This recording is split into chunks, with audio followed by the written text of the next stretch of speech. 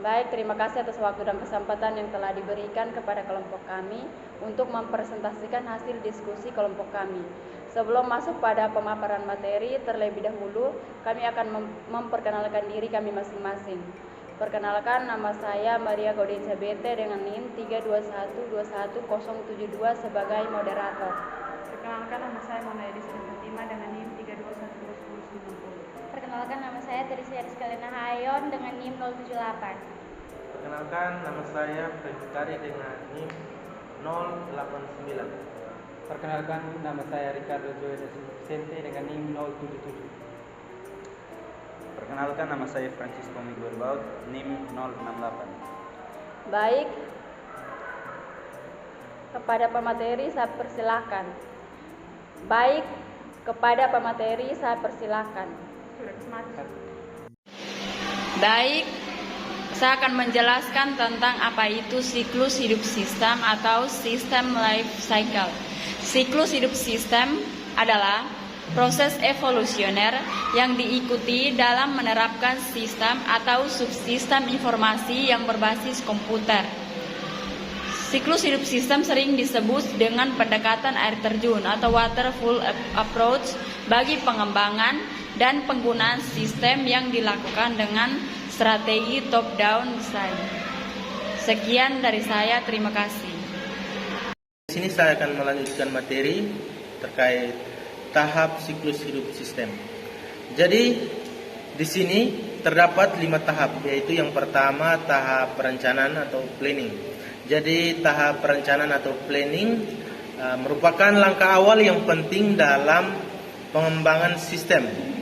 Tahap ini melibatkan identifikasi kebutuhan, tujuan, dan batasan sistem yang akan dikembangkan.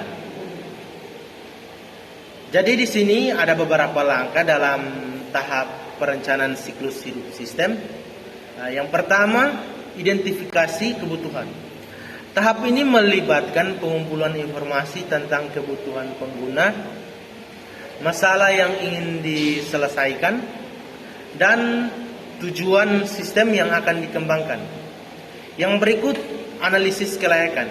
Dilakukan analisis terhadap kelayakan proyek, termasuk kelayakan teknis, ekonomi operasional, dan jadwal, di mana membantu menentukan apakah proyek tersebut layak untuk dilanjutkan atau tidak.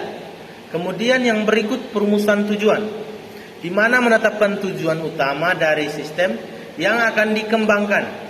Tujuan harus jelas, terukur, dan dapat diukur keberhasilannya. Yang berikut, penetapan batasan untuk menentukan batasan sistem yang akan dikembangkan, baik dari segi fungsionalitas, keamanan, skala maupun lingkungan operasional.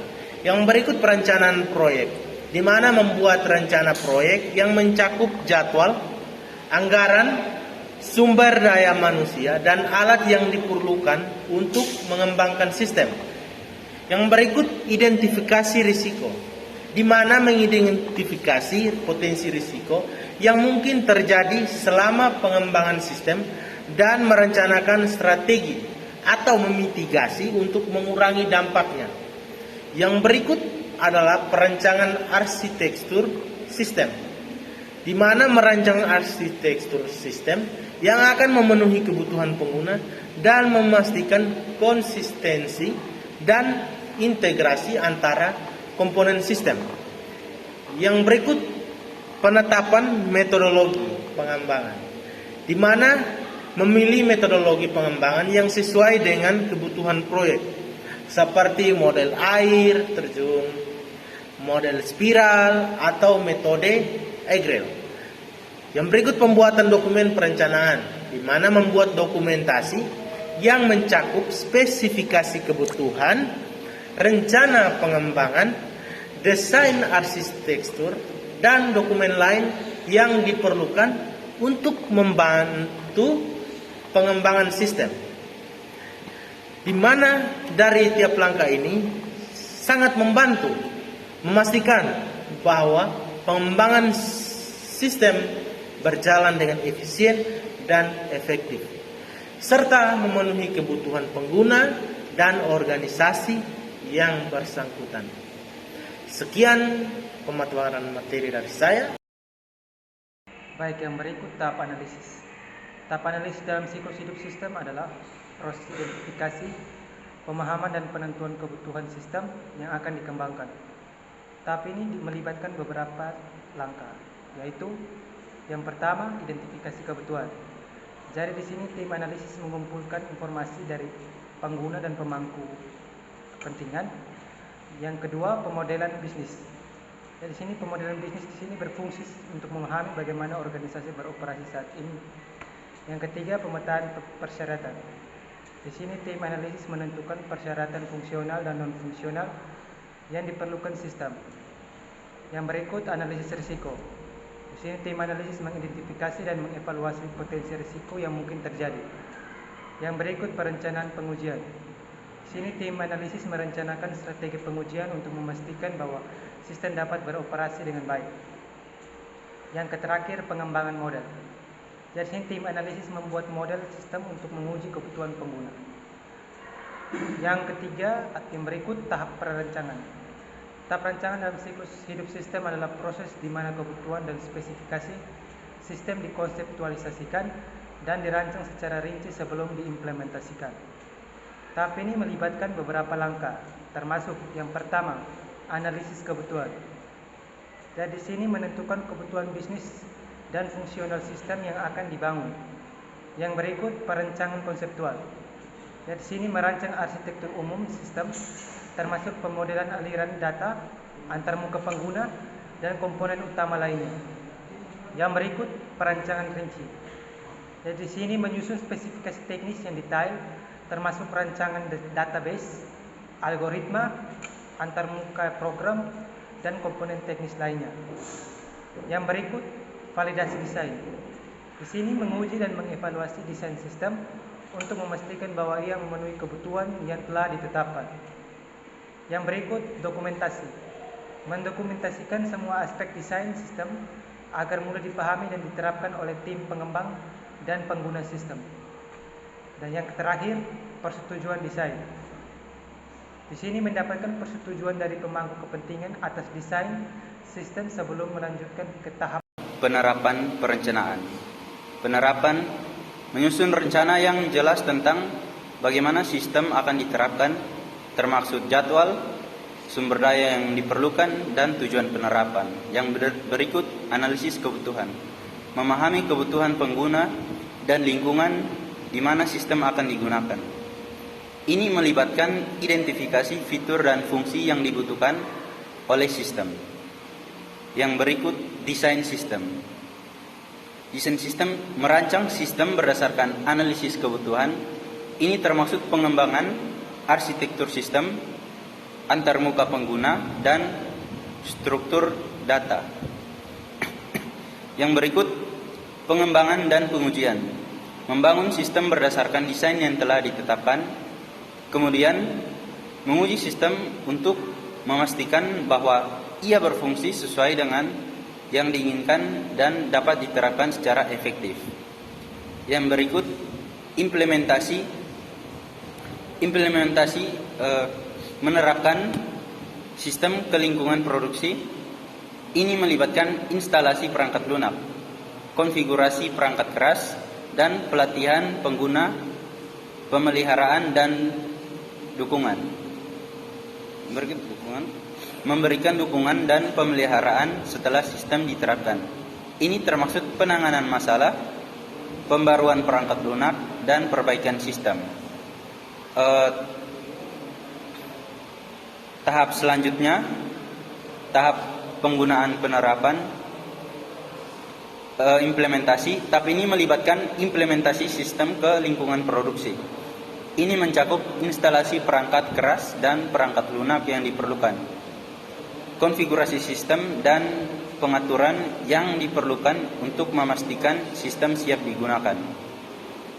Yang berikut, pengujian atau testing.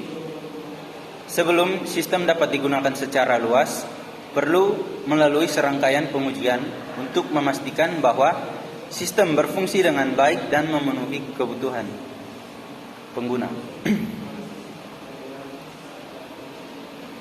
Pengujian dapat mencakup pengujian fungsional, pengujian integrasi, pengujian kinerja, dan pengujian keamanan. Yang berikut pelatihan atau training. Pengguna perlu dilatih untuk menggunakan sistem dengan efektif. Ini melibatkan penyediaan pelatihan kepada pengguna tentang cara menggunakan sistem, fitur-fitur utamanya, dan proses-proses yang terkait dengan penggunaan sistem. Yang berikutnya, penyediaan dukungan atau support profession. Penting bagi organisasi atau penyedia sistem untuk menyediakan dukungan teknis kepada pengguna setelah sistem diimplementasikan.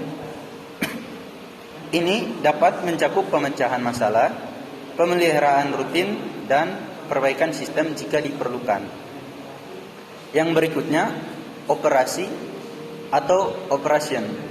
Setelah sistem berada dalam tahap penggunaan, pengguna akan mulai menggunakan sistem untuk tujuan yang dimaksudkan. Operasi sistem terus berlangsung selama siklus hidup sistem, dan pengguna akan terus menggunakan sistem untuk mencapai tujuan mereka. Basis komputer merupakan aktivitas yang berskala luas yang melibatkan orang dan fasilitas yang banyak, uang dan peralatan dalam jumlah yang besar, dan waktu yang panjang. Perencanaan sistem informasi berbasis komputer juga mempunyai manfaat, yaitu yang pertama, memberikan dasar pengontrolan. Memberikan dasar pengontrolan dalam konteks bisnis mengacu pada proses mengembangkan kerangka kerja atau sistem yang memungkinkan manajer untuk memonitor, mengevaluasi, dan mengendalikan kinerja bisnis secara efektif. Yang kedua, mendefinisikan lingkup proyek. Merupakan proses menetapkan batasan ruang lingkup proyek dengan jelas dan terperinci. Ini merupakan langkah kunci dalam manajemen proyek untuk membantu memastikan bahwa semua pemangku kepentingan memiliki pemahaman yang sama tentang apa yang akan dicapai oleh proyek tersebut. Yang ketiga, mengatur urutan tugas. Mengatur urutan tugas dalam manajemen proyek adalah proses menentukan urutan logis dan efisien dari berbagai tugas atau kegiatan yang harus dilakukan untuk mencapai tujuan proyek. Yang keempat, mengetahui bidang masalah yang potensial adalah langkah yang penting dalam manajemen proyek yang bertujuan untuk mengidentifikasi dan memahami tantangan atau risiko yang mungkin dihadapi selama dijalannya proyek. Sekian dari saya, terima kasih. Baik, saya akan menjelaskan materi yang berikutnya. Cycle Management Responsibility atau tanggung jawab manajemen siklus.